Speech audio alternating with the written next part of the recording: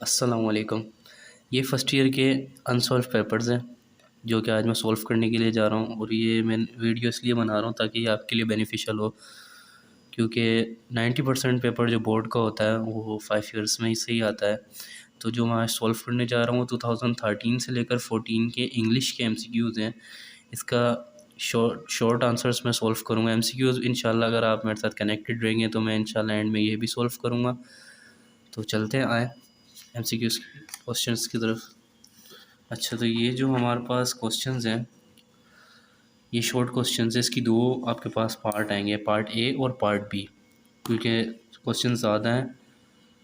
तो चलें स्टार्ट करते हैं। पहला क्वेश्चन है इसका, what were the condition in India when Lord Mount was sent there as the last viceroy. ये चैप्टर नंबर 1 में सवाल मौजूद है और इसका आंसर मैं इंशाल्लाह आपके साथ शेयर कर रहा हूँ। इसका आंसर है लॉर्ड माउंटबेटन। ये लिखा हुआ है आपके पास, क्वेश्चन आप पढ़ सकते हैं इधर। What were the condition of India when Lord Mountbatten was sent there as the last viceroy. आप इसको पोस्ट करके भी ले सकते हैं, इसकी स्क्रीनशॉट ले सकते हैं। ये सवाल पूरा जा रहा है और ये बड़ा काफ़ी इंपॉर्टेंट सवाल है, ये बोर्ड के पेपर में भी आता है और ये आधा शॉर्ट यहाँ पे लिखा हुआ है, ये कंटिन्यू है और आधा सवाल यहाँ पर है, आधा सवाल वहाँ पर है। तो आप पढ़ लिएगा। आवर पावर के बाद से शुरू, and quit India as soon as possible, और ये अफेयर्स तक ख़त्म है ये सवाल, ये पूरा सवाल है। सिमिलरली हम दूसरे क्वेश्चन पर आते हैं। फर्स्ट हमने ऑलरेडी सॉल्व कर लिया है, जो कि मैंने आपको कहा था कि आप स्क्रीनशॉट ले लें। तो सेकंड इसका क्वेश्चन है, why did the broken head collide against the rock in the sea. अब ये चैप्टर नंबर 2 जो हमारे पास है ब्रिकन हेड वाला, उसी का सवाल है और ये हमारे पास इसका आंसर ये लिखा हुआ है। इसका आंसर हमारे पास है, ये लिखा हुआ है, why did the broken head collide against the rock in the sea. अब ये डिफरेंट क्वेश्चन इसलिए हैं क्योंकि बोर्ड वाले जो हैं वो मिक्स करके सवाल देते हैं तो स्टूडेंट कंफ्यूज हो जाता है। तो इसीलिए आपकी हेल्प के लिए मैं ये सवाल लेकर आया हूँ। अगर ये दो सवाल भी आ जाएं या ये आ जाए सवाल, what happened to the ship as a result of a collision with Hide and Seek Rock, तो आपने कंफ्यूज नहीं होना, आपने एक ही आंसर देना है क्योंकि दोनों का आंसर सेम है, बस वो घुमा फिरा के सवाल करता है। इसका आंसर यहाँ से लेकर शुरू है, as a result of collision with the Hide and Rock the ship split into two parts, the front part of the unfortunate ship soon sank into the waters and the rear part of the ship remained floating on the surface of sea। और आप यहाँ तक इसको याद कीजिएगा, nobody knew of the future how for the time being at least they were safe from the watery grave. ये as a result से start है और वाटरी ग्रेव पे ख़त्म है। ये काफ़ी इंपॉर्टेंट सवाल है, आपके बहुत काम आएगा। तो ये भी काफ़ी इंपॉर्टेंट सवाल है, आप अपनी तैयारी 5 ईयर अकॉर्डिंग टू इट कर सकते हैं। नंबर 2 भी सॉल्व हो गया है, मैं आपके साथ नंबर 3 सॉल्व करने के लिए जा रहा हूँ, शेयर करने के लिए जा रहा हूँ। Why did the manager in the lesson my bank account take the author as a detective.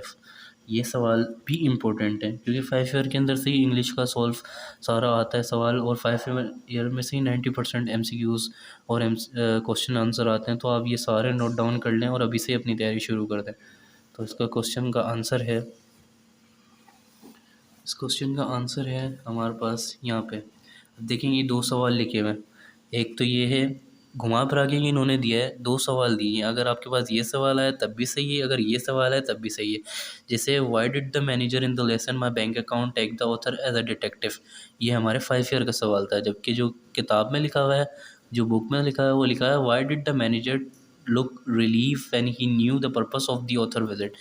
इन दोनों के आंसर सेम है। आप यहाँ से स्टार्ट किएगा, the surprise manager took the author to a private room where he expected terrible and important information to obtain from the writer. The pale face and mysterious behavior of the writer even made the manager think of the writer to belong to some detective agency. However, when the manager of the bank came to know that it was just a storm in the cup of tea, the author had come to the bank just opened to account of $56. The manager took a sigh of relief. The only purpose of the writer was to open bank account simply. अच्छा, ये जो इसके अंदर जो पूछा गया है कि जो मैनेजर था माय बैंक अकाउंट चैप्टर का, वो क्यों ऑथर को एक डिटेक्टिव समझ रहा था। तो उस मतलब वो बेचारा कंफ्यूज हो रहा था क्योंकि वो फर्स्ट टाइम आया था, उसका पैल फेस था, मतलब घबराया हुआ था, और उसका जो बिहेवियर है तो सारे जो बैंक वाले थे वो समझ रहे थे कि शायद डिटेक्टिव एजेंसी से कोई आया है हमारी मालूमात लेने के लिए, इसलिए। मगर जब उसका जो मकसद पता चला आने का कि वो सिर्फ अकाउंट का एक $56 का अकाउंट खुलवाना आया, तो फिर वो सब ने सुकून का सांस लिया। तो इसका यही आंसर है, तो आप दे दिएगा। जी, तो अब हमने 3 सवाल सॉल्व कर लिए हैं। जैसे कि हमने ये फर्स्ट सवाल सॉल्व किया, ये हमने ये वाला सवाल सॉल्व कर लिया, हमने ये सवाल सॉल्व कर लिया। अब उसके सीरीज़ वाइज तो ये क्या क्वेश्चन नंबर 4 है, मगर हम इसी के तहत चलेंगे तो क्वेश्चन नंबर 5 अब हम सॉल्व करने जा रहे हैं। क्वेश्चन है, in what ways television and advanced upon sound broadcasting. ये चैप्टर नंबर 5 का सवाल है। तो आए ये आपके साथ मैं शेयर करता हूँ। ये है, लिखा हुआ है जैसे, in what way television is an advanced upon sound broadcasting. The television is advanced upon sound broadcasting because it carries the sound and the picture. In 1930s, a brilliant scientist Barrett devised a method of sending picture by the radio. Television वाकई advanced है sound broadcasting से, क्योंकि television जो है वो sound भी एक साथ हमें फ़राहम करता है और पिक्चर भी। 1930s में ये तजुर्बा किया गया था। एक साइंटिस्ट था बैरेट, जिसका नाम था, जिसने ये मेथड डिवाइस किया था, हमें दिया था, जो कि रेडियो के साथ, आवाज़ के साथ जो पिक्चर्स आ रही थी। और ये काफ़ी अच्छी इंसानों की एक इन्वेंशन है। और ये जो क्या कहते हैं सवाल मैंने आपके साथ शेयर किया, ये भी काफ़ी आपके इम्पोर्टेंट है। अब हम इसका क्वेश्चन नंबर 6 सॉल्व करने जा रहे हैं। What is the difference between an airship and aeroplane. ये चैप्टर नंबर 6 के अंदर सवाल मौजूद हैं। चलें मैं आपके साथ ये शेयर करता हूँ। जैसे ये लिखा है, what is the essential difference between the airship and the aeroplane. The aeroplane is the heavier than air machine which must move rapidly. It must have an engine that is very powerful in proportion to its weight, while an airship is lighter than air machine. अच्छा, ये जो मैं आपके साथ सवाल share करते जा रहा हूँ, अगर ये आपके पास नहीं है तो आप इसको पॉज करके स्क्रीनशॉट लें। और ये सारे सवाल जितने भी मैं आपके साथ शेयर कर रहा हूँ, ये आपके पेपर्स में काम आएंगे बोर्ड के। आप इसकी पोस्ट करें, इसको स्क्रीनशॉट लें और अपनी नोट डाउन करें अपनी नोटबुक्स के अंदर, और अभी से अपनी तैयारी शुरू करें, क्योंकि ये फर्स्ट ईयर का काम काफ़ी लेंथी होता है। अगर आप अभी से ही तैयारी शुरू करेंगे तो ये आपके लिए काफ़ी फ़ायदेमंद होगा। अब इसका मैं लास्ट क्वेश्चन नंबर 7 सॉल्व करने जा रहा हूँ, क्योंकि मैंने आपको ऑलरेडी स्टार्टिंग में बताया है कि मैं 7 क्वेश्चन की वीडियो जो पार्ट ए के नाम से है ये, वो मैं अभी सॉल्व कर रहा हूँ। बाकी की जो रिमेनिंग 7 क्वेश्चन हैं वो इंशाल्लाह नेक्स्ट वीडियो में आएंगे। अच्छा, जो क्वेश्चन नंबर 7 है हमारे पास, वो लिखा है, why do people prefer to take a private car on tour across Europe. ठीक है, तो इसका क्वेश्चन है, there are so many advantages.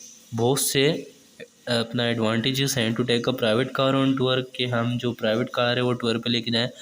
Because there is an excellent variety of thing to see and do abroad, new countries to explore, new kinds of food to eat. Therefore, it has been a very charmful destination for the students, in particular, to visit Europe. Thank you. इसी तरह की video आप देखने के लिए मेरा सबसे पहले आप चैनल सब्सक्राइब करें, और आपको कोई इसके अंदर मुश्किल हो तो आप मुझे बता दिएगा कमेंट्स के अंदर, मैं इंशाल्लाह आपका ज़रूर जवाब दूंगा। इसी इंशाल्लाह सारे पूरी 5 ईयर सॉल्व करने की कोशिश करेंगे, इंग्लिश ही नहीं, बायो, अपना बॉटनी, ज़ूलॉजी, केमिस्ट्री, फ़िज़िक्स, इंशाल्लाह उर्दू भी। अगर आप हमारे साथ रहेंगे तो इंशाल्लाह आपके साथ सारी चीज़ें शेयर करेंगे, स्पेशली इस्लामियत भी। तो thank you for watching the video.